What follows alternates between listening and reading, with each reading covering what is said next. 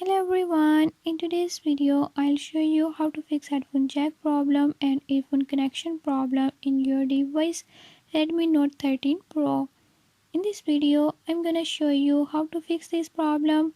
Before I start, if you are new to my channel, don't forget to subscribe and hit the bell icon. Watch complete video and learn how you can do it. Let's watch the video.